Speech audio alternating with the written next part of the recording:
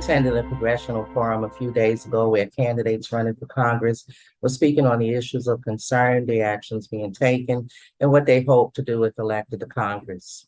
I must say, I was very disappointed at some of the answers being given, for they address issues within this community without providing opportunity for the leaders of this community to ask any questions. The questions were pre-scripted by those who organized the forum.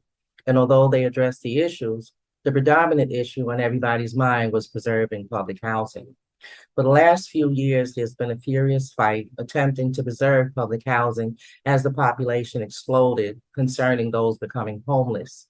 And in the midst of that, the greatest housing authority in the nation, NYCHA, was able to get legislation passed for the creation of a public trust, which many believe will lead to its privatization. Yet not a single solitary word had been mentioned on this threat to public housing. And when asked directly concerning their views on public housing, various positions were taken, none of which dealt with the public trust or ways and means to fight it or protect residents if, in fact, it becomes final. Direct questions given to the candidates concerning public housing spoke to the need for public housing and the attempts to gain money to finance the $40 billion, which was on the table in the Build It Back Act before coming underneath the public trust. Yet now that we're here, nothing was said concerning it. There have been great efforts on this side of town by politicians who fought and obtained money for NYCHA, and it was wasted and did little to alleviate the need for repairs. It is rumored that some of these candidates in this forum are in fact in support of privatizing NYCHA. They spoke to investments into communities as opposed to preserving affordable housing. In fact, some of the leaders present at this forum are seeking an additional town hall meeting with some of those candidates so as to gain clarity on exactly where they stand on the issue. Elections are just weeks away, so to have ran a campaign and have leaders in the community still uncertain as to where you stand on the issue means you did a hell of a job obscuring an issue of utmost importance. Here's a clip from the forum when the candidates were directly asked their position on preserving affordable housing. Some gave quick, short answers concerning the need, and others appeared to totally avoid the question altogether by addressing things other than affordable housing. But then there were those who were quite thorough in their position and stance being taken on public housing or the preserving of public housing, even if not addressing NYCHA's public trusts. We need to manage the money better. If that takes the federal oversight, then that's what it's going to take. You can't just throw money at a problem and hope it gets better without looking at the inner mechanics. We need a federal government that brings its resources to bear in funding the repair of NYCHA. I am fighting to make sure we do precisely that. Raising one of perhaps the most important topics in this district, and particularly on the Lower East Side of Chinatown, which is affordable housing. We need significantly more affordable housing. We need better housing. We need deeply affordable housing.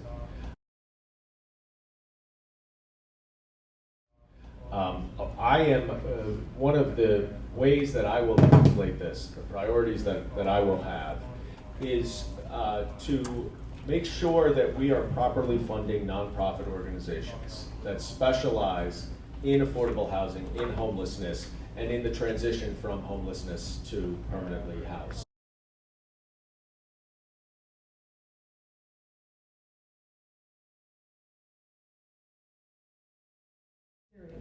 So non-carceral solutions, of course, it's investing in our communities. The safest communities are the ones that are invested in. There is no question.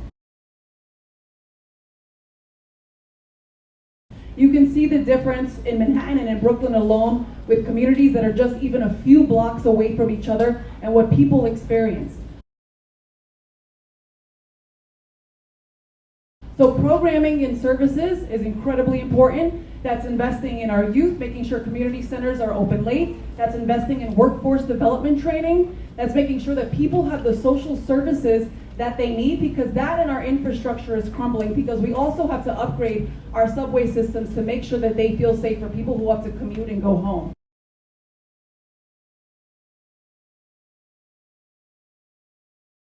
We also need small business support. We know we feel safer in communities when small businesses are open and the gates are rolled up.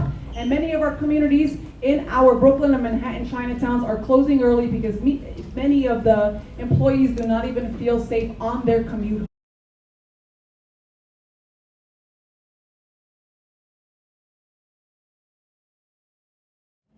So we need to make sure that we actually have more public housing, not less. Our public housing is the actual only truly affordable, deeply affordable, permanently affordable housing that we have here in New York. And that's why we have to protect it. This is the reason why, I was very adamant about making sure that, we push back and push back and push back on some of the privatization efforts of our public housing. And this is why, even when people were telling me, you can't get capital dollars on the state level, it's a federal issue, it's a federal issue, it's a federal issue, that we actually were able to bring over $1 billion in state capital dollars for our public housing. I worked closely with Maxine Waters last fall when we got tens of billions of dollars for NYCHA, including money to create 300,000 additional Section 8 housing vouchers and the version of Build Back Better that I helped pass in the House. And again, just one more vote, and I think we're going to get it done next term if we keep the House and pick up a seat in either Pennsylvania or Wisconsin or Ohio. One of the things that that was mentioned already was Maxine Waters' bill for Build Back Better. She has really great pieces in there. $70 billion for public housing, fully funding our public housing fixes, making sure that we have more dollars for our Section 8 housing, and then also making sure that we have pathway to home ownership. I think that these are all different ways that we can help our housing crisis. We also got to make sure that we pass a bill called the Homes for All Act. It would create 9.5 additional affordable housing units nationwide, including many thousands right here in Lower Manhattan and, of course, in Brooklyn. And we also got to make sure that we are reimagining what some people in some offices are describing as affordable, because we need deeply affordable housing, okay? Not something that we can only pay for to make $100,000 a year. The other thing that we have to make sure is to fight for our rent regulations. I'm sorry. And that's what we did in 2019. Let me say for the record, the comments and opinions expressed in light of what I heard in that forum are mine and mine alone. I don't run with cliques. I don't co-sign on things or persons I don't believe have the interests of the people.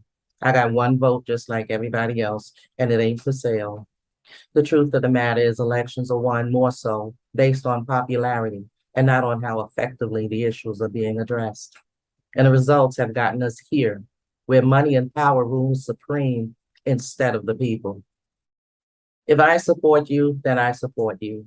And it ain't got nothing to do with like, love, or any other thing. It has to do with what I believe you're going to do for people, desperate and in need. I believe in giving people information and letting them decide for themselves.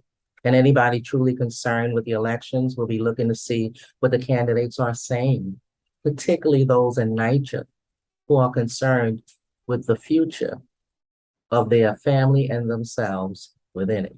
And if you're not concerned, then just roll with whatever it is they dish your way, because that's all NYCHA intends to do, all the way to the bank.